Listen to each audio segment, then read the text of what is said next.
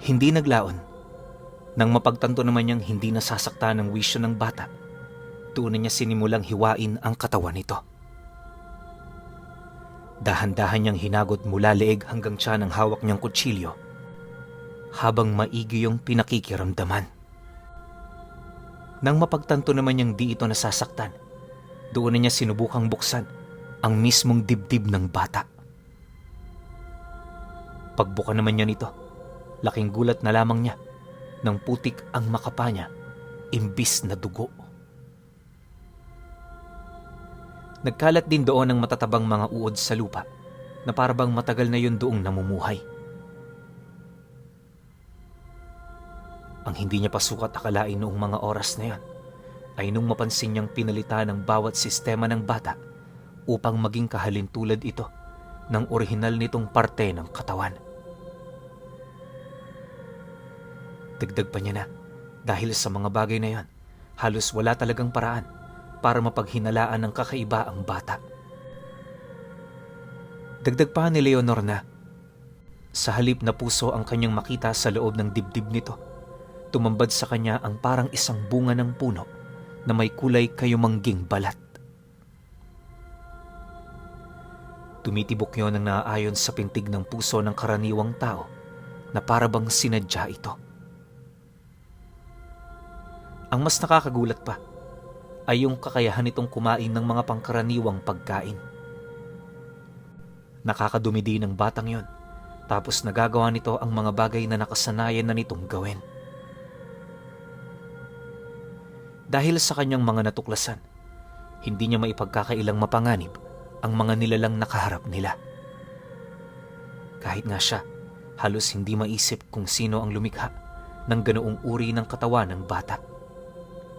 Isa lang din kasi ang inaakala niyang may kakayahang gumawa ng ganoong bagay at yun ay walang iba kundi ang ika-4 na opisyal. Dahil sa ganoong palaisipan, ipinagpatuloy niya ang kanyang pagsusuri sa buong katawan nito.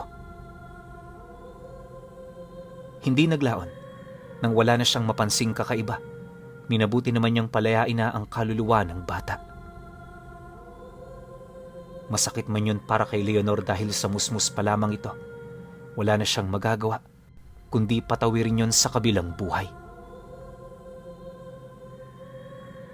Matapos naman niya itong gawin, parang luwad na natuyo ang naiwan nitong balat kayo. Sa pagbalik ng katahimikan sa buong paligid, agad naman niyang pinalapit si Manoy Onong na kasalukuyang nagbabantay sa lugar na kanilang kinaroroonan.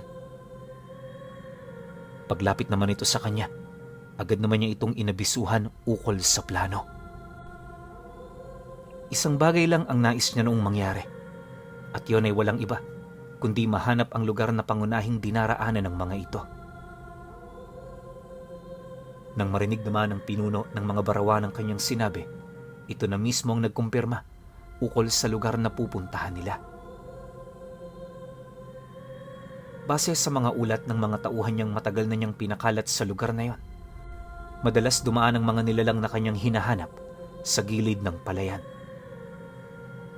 Sa ibayong parte kasi ng irigasyon, may isang masukal na gubat na halos hindi na gaanong mapasok dahil sa taas ng mga damong nagkalat. Marami rin na nagsasabing tirahan yon ng mga makakamandag na ahas, kaya walang kahit na sino sa baryo ang naglalakas loob na magawi dito. Dagdag pa ni Manoy Onong, ilang beses na yung tiniktika ng kanyang mga tauhan, kaya nasisiguro nilang doon ang daan patungo sa pugad ng mga nilalang. Ang problema, makailang ulit na nilang pinasok ang lugar, ngunit sa hindi malamang dahilan, wala sila roong nadatnan, maliban sa mga puno at mga hayop na namumuhay sa loob nito. Napansin din nilang parang walang dumaraan sa lugar, kaya hindi nila maiwasang magtaka kung papaano yun nangyayari. Pagkarinig naman ni Leonor ng tungkol dito, agad naman yung lumapit sa matanda, sabay bulong dito ng, kaya ganun ang kanilang nakikita dahil hindi talaga doon naninirahan ng mga nilalang. May kutob akong nasa ibang dimensyon sila. Yun ang kinakailangan nating malaman. Mula ngayon, May 2 araw pa tayo para magmanman. Kung makakaya ninyo, humuli kayo ng isa sa kanila. Mahalagang malaman mula sa kanilang mga kaanib ang pakay ng kanilang grupo sa lugar na ito.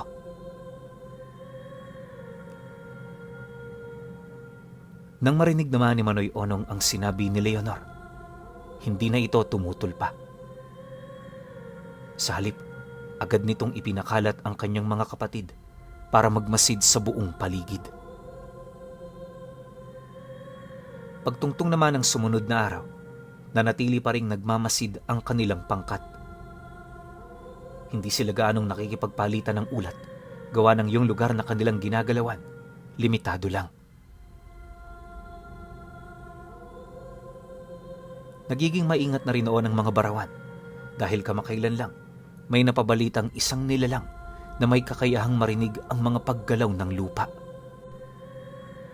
Isa yung engkantong nasa panig ng kaliwa at base sa mga nalaman nila Leonor, nagmula ito sa bundok ng San Cristobal. Napag-alaman din nilang alaga yon ng isang makapangyarihang ermitanyo, kaya labis-labis ang kanyang naging pagtataka ukol sa kung papaano nagkaroon ng ugnayan sa ganoong nilalang ang mga dating opisyal ni Ermitanyong Rubio. Sa punto ding nalaman niya ang ulat, agad naman niyang pinag-ingat ang lahat ng mga nagmamasid. Kumilos na rin siya papalapit sa lugar upang matulungan ng mga ito kung sakali mang may mangyaring hindi nila inaasahan. Pagpatak naman ng hapon noong araw na yon, may mangilan-ngilan na silang nakikitang mga nilalang na lumalabas sa kakahuyan. Nagtatago yon sa isang balat kayo, kaya kahit tinatamaan yon ng liwanag ng araw, di ito naaapektuhan. Makalipas pa ang ilang minuto, pagtago naman ng sikat ng araw sa isang malaking ulap, tumambad sa mga mata ni Manoy Onong ang isang malaking nilalang na nababalot ng benda ang buong katawan. May tali-tali din yun sa leeg. Tapos hawak ito ng isang nilalang na nakasuot ng balat kayo. Pagsilay naman ni Leonor dito, agad namang tumambad sa kanya ang malalaking tenga at ilong nito. Habang naglalakad ang nilalang na yon, panayang pag-amoy nito sa lupa na para bang meron itong hinahanap. Dahil sa pangyayari, pilit namang pinigilan ng mga kasamahan nila sa ilalim ang kanilang mga paghinga. Wala rin silang ginagawang pagkilos na maaaring makapukaw sa atensyon nito. Maya-maya pa, dahil sa pananahimik ng kanilang grupo, hindi sila nito napansin. Pag-usad naman ng nilalang na yon papalayo, bigla naman yung naging isang ordinaryong aso, kalakip ng muling pagbalot ng araw sa buong paligid. Matapos ang ganoong kaganapan, naglakad ang mga ito na parabang walang nangyari. Dala naman ang pagtataka ni Leonor sa mga nilalang na yon, gamit ang kanyang sinaunang sabulag, palihim niyang sinundan ng mga ito. Maya-maya pa, nang makapasok na ang mga ito sa baryo, agad naman niyang napansin ang tila bang pagiging kilala nito sa lugar. Lahat ng mga tindahan at mga bahay-bahay na kanilang pinapasukan, malugod at masaya silang tinatanggap ng mga nakatira rito. Kung titingnan, parang mga kandidato ang mga panauhing yan dahil sa dami ng kanilang mga kakilala. Ngunit para kay Leonor, hindi na yun nakapagtataka sa kadahilan ng karamihan sa mga nilalapitan nito, pawang mga nilalang na lamang na nilikha nila. Maaaring may itinanim sila rong mga engkantasyon upang umayon yun sa kanilang kagustuhan. Malakas din ang kutob ni Leonor. Ginagamit yon ng mga nilalang para makapanghikayat pa ng ibang biktima. Pagsilay naman niya sa mga ganoong bagay, nasipat niya ang mga ito na pumasok sa isang malaking tahanan sa tabi lang ng merkado. Sinarado rin ng mga ito ang pinto, kaya ang ginawa niya bahagya siyang dumikit sa pader upang makinig sa pag-uusap ng mga ito. Tahimik at walang kabiguan lang noon si Leonor para marinig niya ng malinaw ang pinag-uusapan ng mga nilalang. Ngunit sa hindi inaasahang pagkakataon, bigla naman siya noong napatayo ng tuwid nang may masipat siyang dalawang matandang kauriri ng mga ito, ang kampanteng naglalakad sa malapit. Pagsilay naman ito sa kanya, dali-dali naman yung lumapit nang may nanlilisik na mga mata. Si Leonor naman noon, piniling yumuko na lamang habang pinakikiramdaman ng mga ito. Pagharap naman nilang tatlo, kinalabit siya ng isang matanda habang nagwiwika sa kanya ng, Manoy, hindi mo ba alam na bawal kayo sa lugar na ito? Pagmamay-ari ito ng kapitan, ayaw niyang may umaalikid sa kanyang tahanan. Umalis ka na. Baka kung ano pa ang mangyari sa iyo rito. Dahil sa sinabi ng matanda, agad naman siyang nagsimulang maglakad. Subalit nang akmang dadaanan niya ang dalawa, bigla siyang pinigilan ng kasama nitong matandang nagmamasid sa kanya. Pagbaling naman niya ng kanyang paningin dito, laking gulat na lamang niya nang marinig niya ang tungkol sa tinuturo nitong kwintas ng birhen na nakasabit sa kanyang leeg. Ayon sa matandang yan, matagal na nilang ipinagbawal ang ganoong abubot sa baryo, kaya itinuturing nilang isang malaking kasalanan ang makakita nito sa leeg ng isang taga roon. Dagdag pa ng matanda na hindi magiging maganda ang kahihinatnan ni Leonor buhat sa mga ipinakita niya. Mariin din itong inilahad na sa kanilang lugar alam na ng karamihan ang magiging parusa sa mga katulad niya. Nabanggit din ito na walang tutulong sa kanya, kaya sa halip na pumalag, mas mainam na makipagtulungan na lamang siya. Matapos naman itong mailahad ang mga ganoong bagay, agad naman itong hinawakan ng kanyang kamay, sabay kaladkad sa kanya, papasok ng bahay na minamanmanan niya. Di naman tumutol itong si Leonor, gawa ng sa isip-isip niya, hindi niya malalaman ang mga nangyayari sa loob kung sakali mang nanaisin niyang tumutol sa nais nitong mangyari.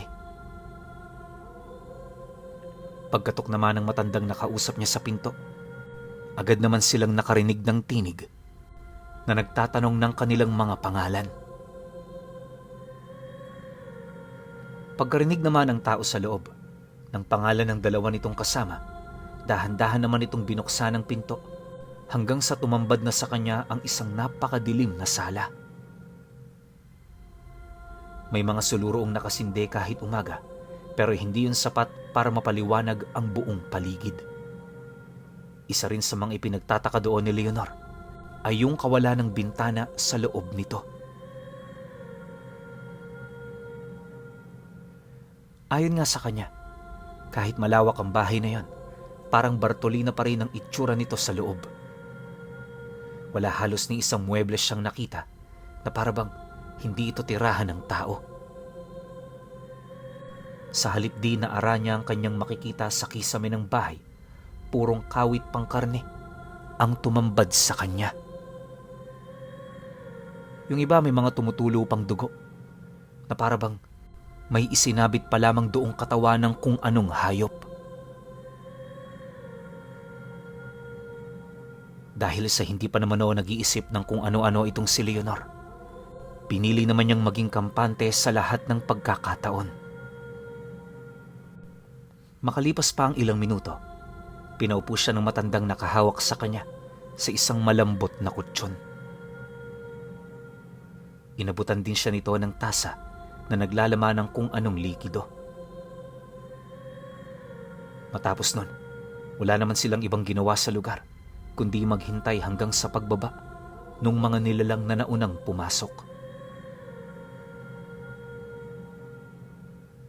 Pagsilay naman ni Leonor sa hagdan, tumambad sa kanyang dalawang babaeng bruha na punong-puno ng dugo sa katawan. Masaya pa yung nag-uusap na parabang hindi man lang ito nag-aalala sa mga susunod na mangyayari. Maya-maya pa, Nang makababa na ang mga ito, agad naman niyang napansin ang engkantong nabanggit sa kanya ni Manoy Onong. Sa pagkakataong yon, nasa orihinal ng anyo ang nilalang at base sa aksyon nito, isa itong masugid na tagasunod ng 2 bruha. Hindi naglaon. Paglapit naman ng 2 sa kanya, agad naman yung napatahimik buhat sa ginagawa nitong pagmasid sa kanyang katawan. Dahan-dahan na rin siya nitong hinawakan, sabay lahad sa kanya, na napakatigas na ng laman niya. Ayon pa sa isang bruha, makunat na ang kanyang magiging karne, pero kahit ganun, pwede pa naman nila itong pagtiyagaan. Matapos nun, tumawa naman yon ng bahagya, sabay tanong sa matandang nagdala sa kanya sa loob. Habang nag-uusap naman ang mga ito, maigi naman yung pinakinggan ni Leonor. Ni katiting natakot, wala rin siyang nararamdaman dahil anumang oras kayang-kaya niyang hugutin ang kanyang sandata. Makalipas pa ang ilang minutong pag-uusap ng mga ito, dumating na rin ang iba pa nitong mga kasama na nagmula sa ikalawang palapag. Paglapit naman ito sa kanila, napansin niya na kumpleto ang mga ito, kaya doon na siya nagsimulang magsalita. Kung ganun, kayong lahat lang ba ang naririto sa bahay na to? Matanong lang, anong ginagawa niyo rito? Bakit punong-puno kayo ng dugo? Wika ni Leonor sa mga nilalang nakaharap niya.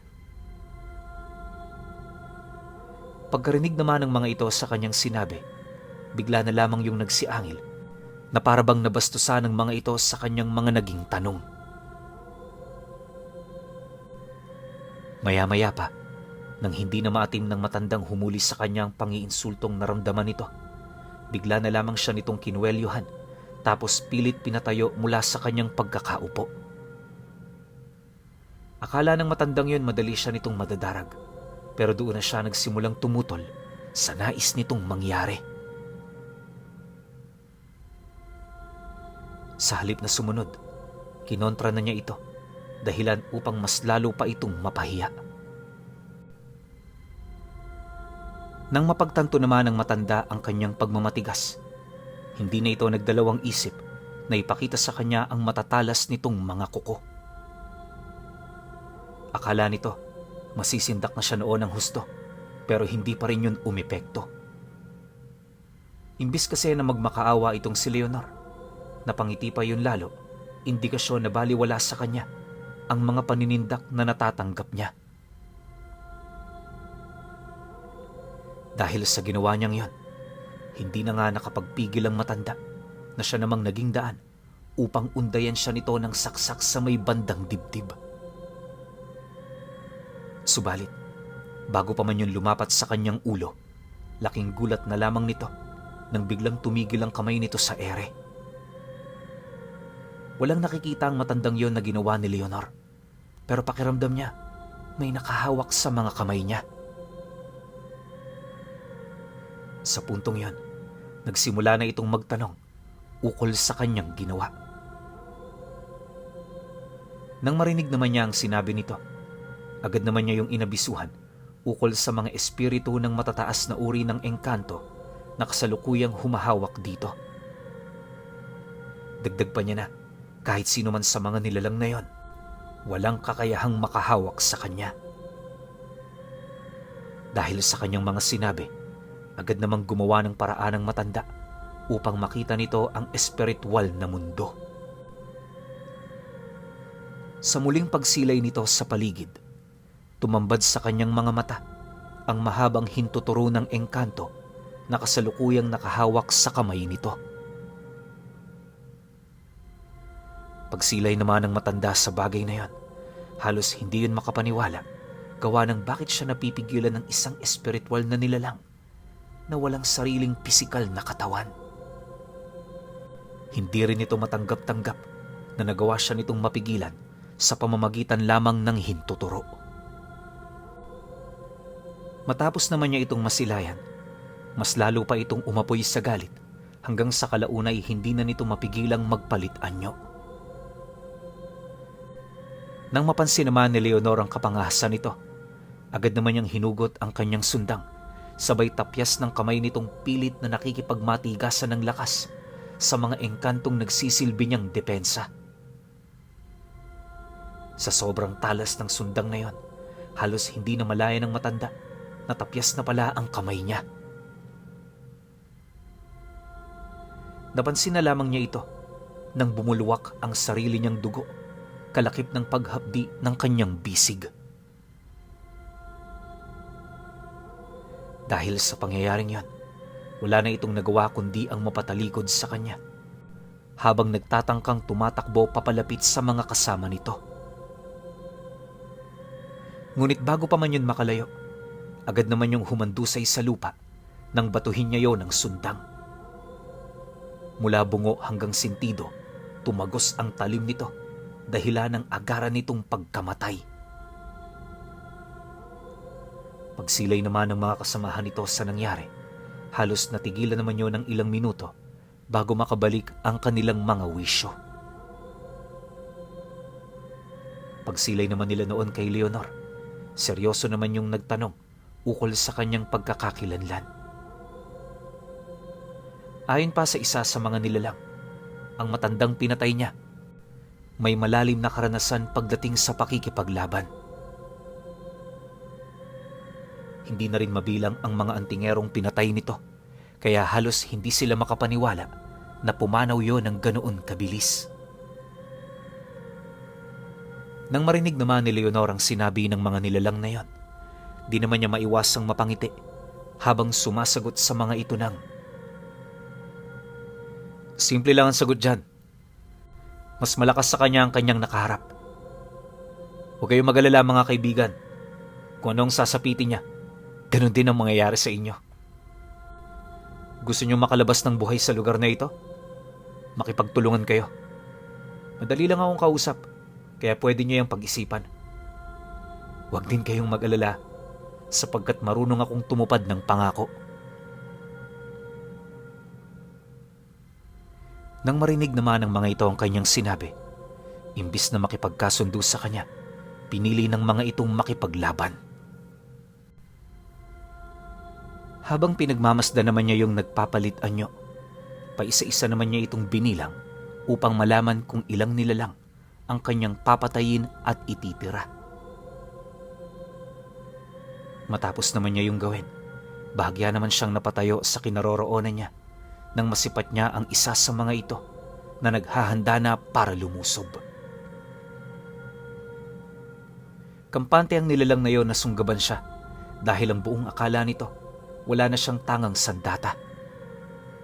Subalit paglundag nito sa ere, agad namang hinugot ni Leonor ang tali ng kanyang sundang, sabay sugod sa kinaroroonan nito. Paghawak naman niya ng kanyang sandata, walang kaabog-abog niyang pinutulan yon ng ulo. Matapos nun, magkasabay silang bumagsak, pero yung pangahas na nilalang bumagsak ng nakahandusay. Ni hindi na rin ito nagawa pang maghingalo, buhat sa tindi ng tinamo nitong pinsala.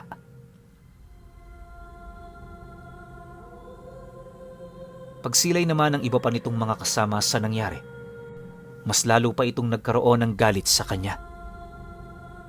Hindi na rin yun nag-isip pang tumakas, gawa ng sa mga oras na yon, iisang bagay lang ang kanilang hinahangad, at yon ay ang matalo si Leonor. Sa pagpapatuloy naman ng kanilang pagbubuno, malaya siyang nakakilos sa loob ng bahay. Laking pasasalamat niya noon na walang mga muebles ang tahanan, gawa ng dahil dito, mas nabibigyan siya ng pagkakataon para makailag sa atake ng kanyang mga kalaban.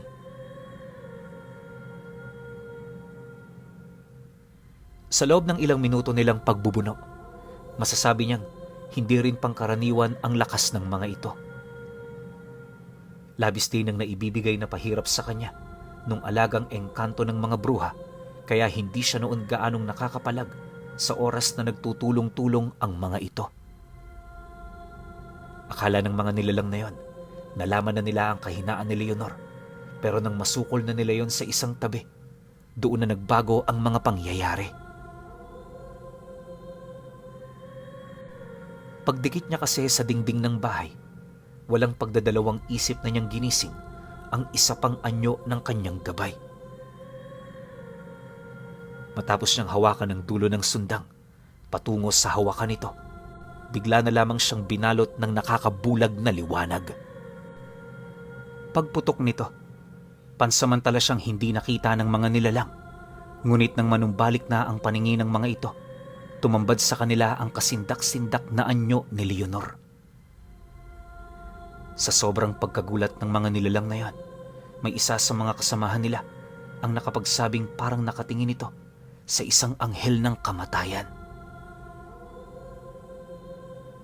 Bukod kasi sa napakagandang espiritual ng pakpak ni Leonor, balot na balot din siya ng mga nagliliwanag na kasuotan na halos nakasayad na sa lupa. Ang tanga naman niyang sundang, pinahaba ng isang espiritual na liwanag sa puntong mapagkakamalan mo na ito bilang isang espada. Matapos naman niyang maipakita ang ganoong anyo, isa-isa naman niya yung tinitigan habang nakangiti.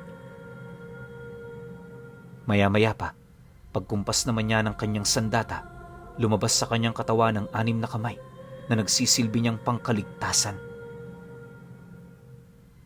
Hindi naglaon, nang maipakita na niya ang lahat ng mga nilalang na yon, doon na siya nagsimulang maghanda para sumugod.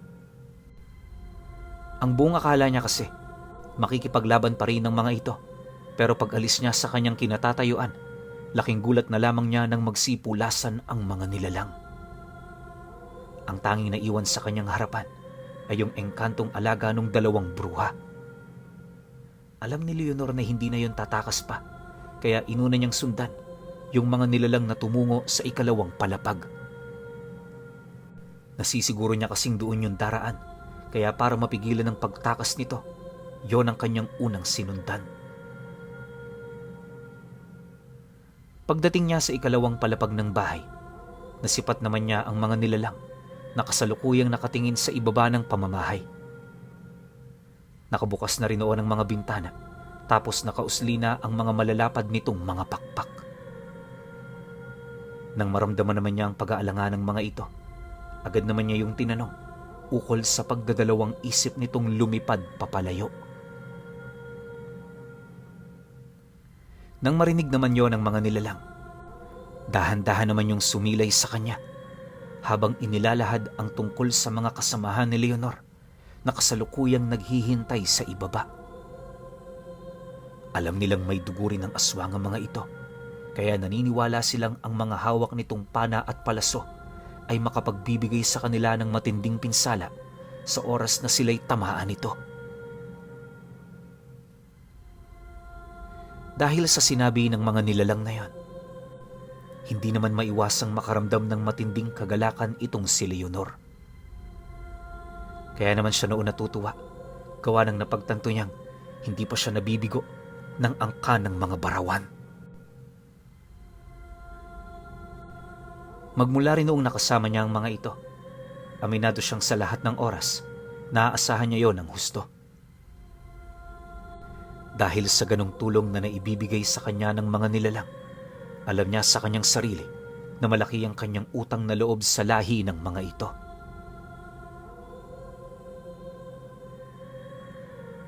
Matapos naman niya itong maisip, agad naman niyang ibinaling ang kanyang paningin sa mga nilalang na nagtatangkang tumakas.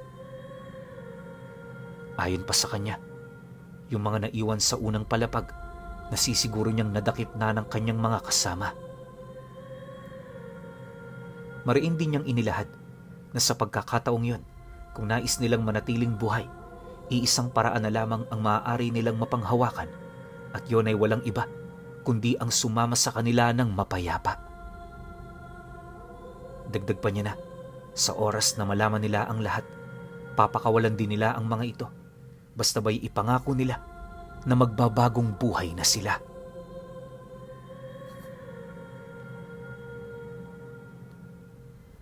Okay. Grabe no, sobrang ang daming nangyayari sa kwento nito ni Leonor kung saan na tayo nakarating. Pero sad to say guys, lalo na sa mga talagang sumubaybay since day one dito sa kwento natin na to. Finale na tayo next. Ang gagawin ko, 2 oras na lang siya para isasarado natin ng 20 episodes to. Para yung mga nag-iipon, simulan nyo na rin pakinggan kasi bukas ng 5 p.m., 1 hour yon, finale na ng kwento natin. Medyo nakakalungkot kasi matagal din natin nakasama si Leonor. Pero ganoon naman talaga. Lahat may katapusan. Pahintay na lang ako sa finale. Salamat.